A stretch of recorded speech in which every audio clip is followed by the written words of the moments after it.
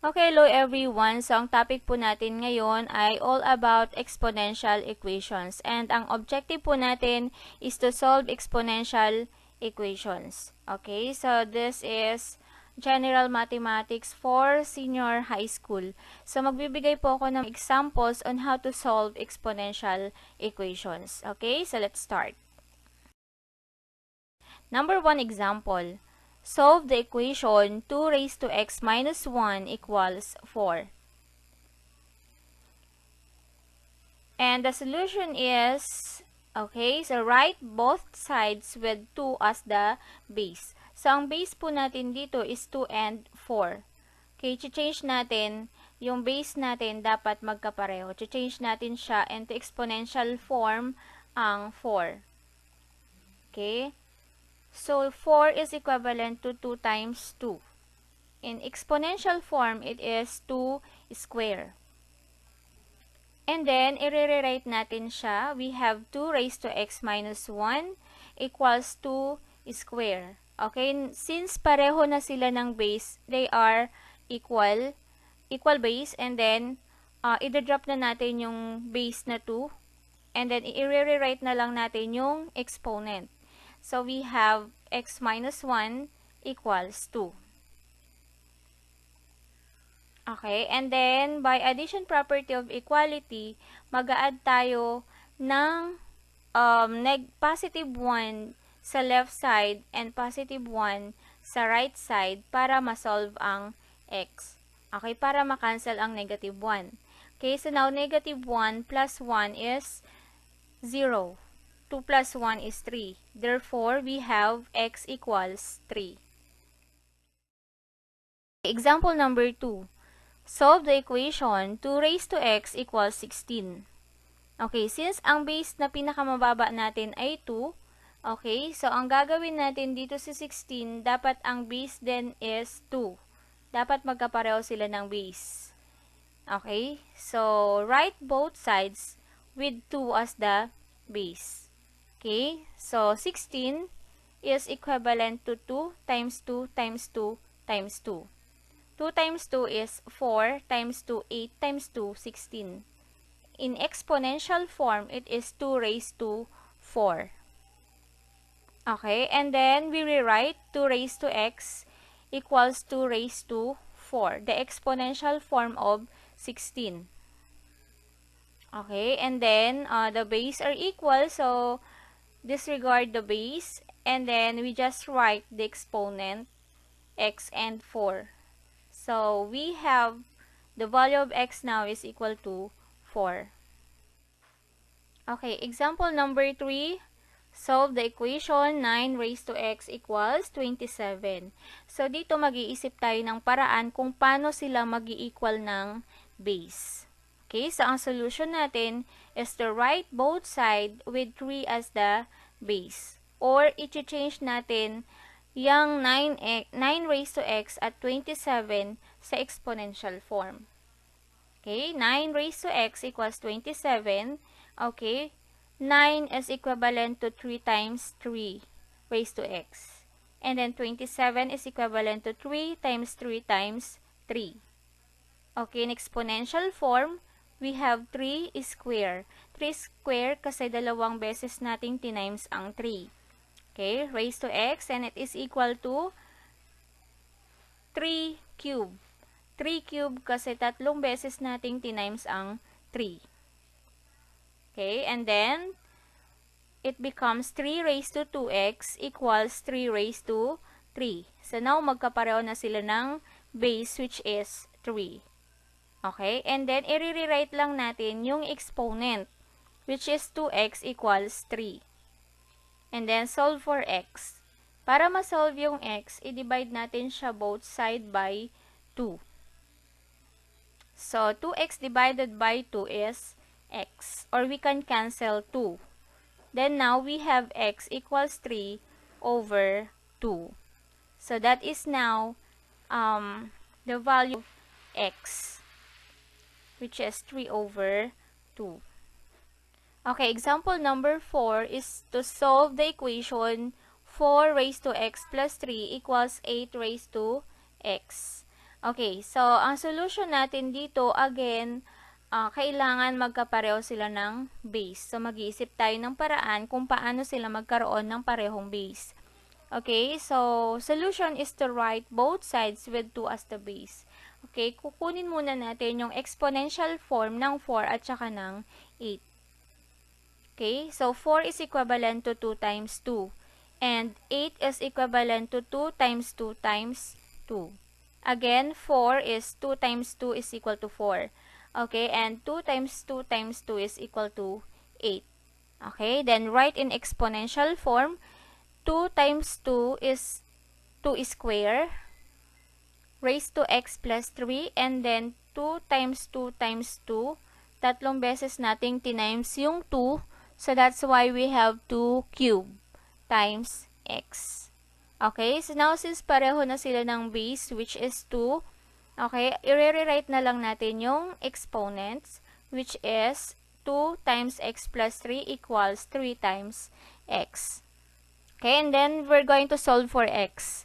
To solve for x, i-distribute natin yung 2, or using the distributive property, 2 times x equals 2x. And then 2 times 3 equals positive 6. Then, it is equal to 3x. Okay, then we're going to simplify. Okay, to simplify, we use the addition property of equality.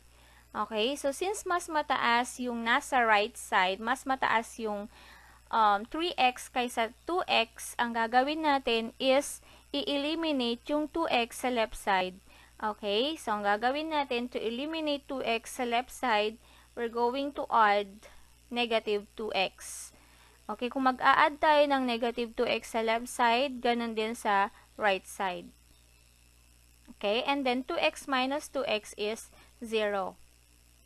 Then now we have 6 equals 3x minus 2x equals x. Therefore, the value of x is equal to 6. Example number 5.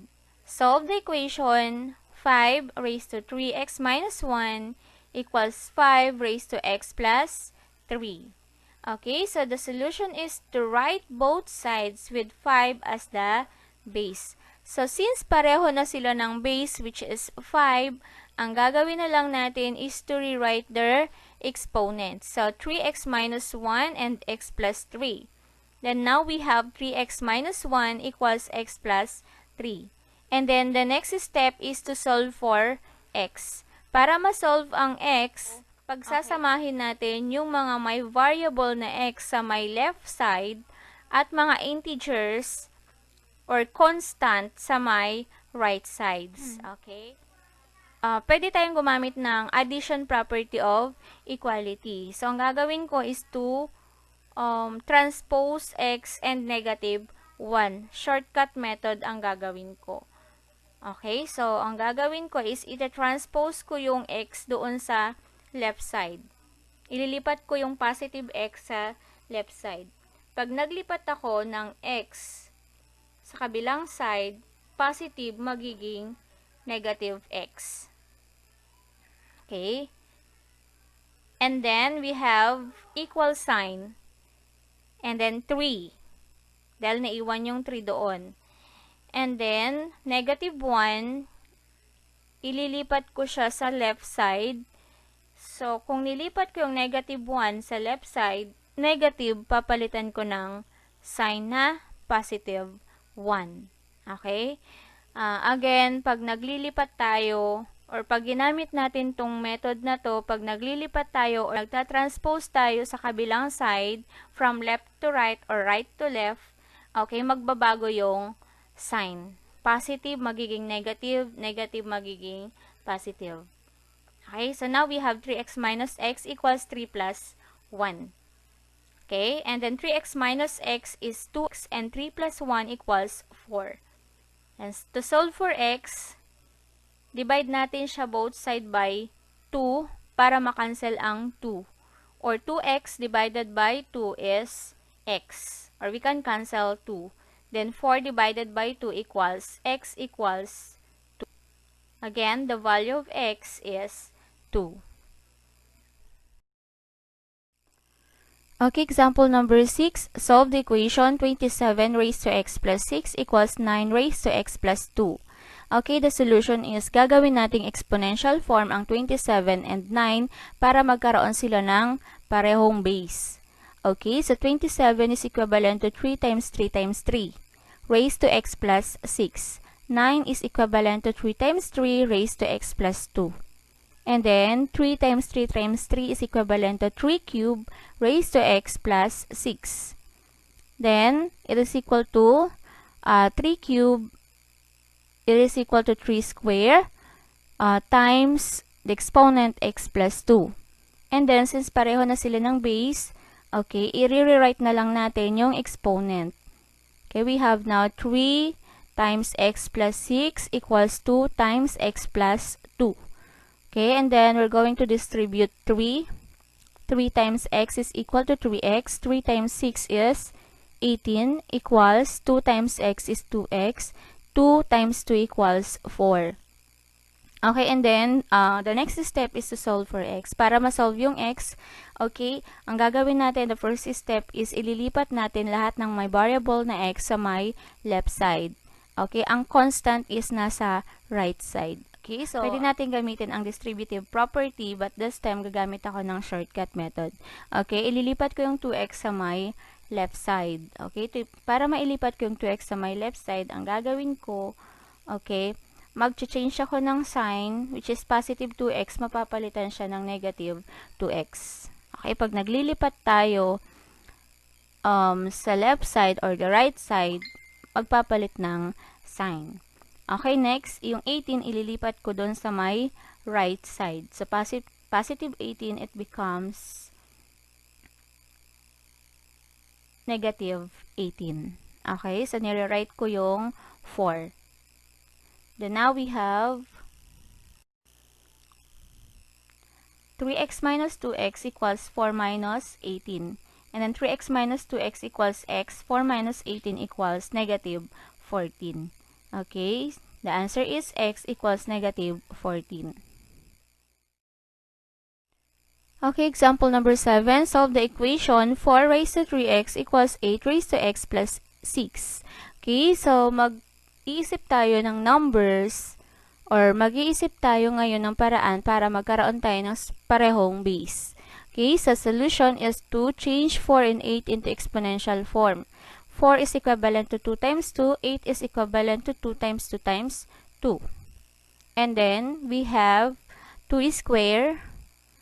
Okay, since dalawang beses natin tinimes yung 2. Kaya 2 ang exponent. Okay, times the exponent 3x. And then, 2 times 2 times 2. Tatlong beses natin tinimes ang 2. So, that's why we have 2 cubed. And then, x plus 6. Since they are equal, okay, equal base, so, ang gagawin natin, i-rewrite na lang ang exponent. So, we have 2 times 3x and 3 times x plus 6. Okay, and then, we simplify. We distribute 2 times 3x equals 6x equals, distribute 3. So, 3 times x is equal to 3x. 3 times 6 is equal to 18. Okay, and then, to solve for x, ililipat natin lahat ng may variable na x sa may left side. And ang constant is nasa right side. Okay, para ilipat ang 3x, positive 3x, it becomes negative 3x. Mag-change tayo ng sign. Okay, and then 6x minus 3x equals 18. And then, to solve for x, 6x minus 3x is equal to 3x equals 18. And then divide both sides by 3. Okay, so we can cancel 3 and x is equal to 6. Okay, so that is the answer, x equals 6. Okay, so that's all for now, and thank you for watching. For more videos, please visit my YouTube channel, Math-ish, and then click playlist. Thank you.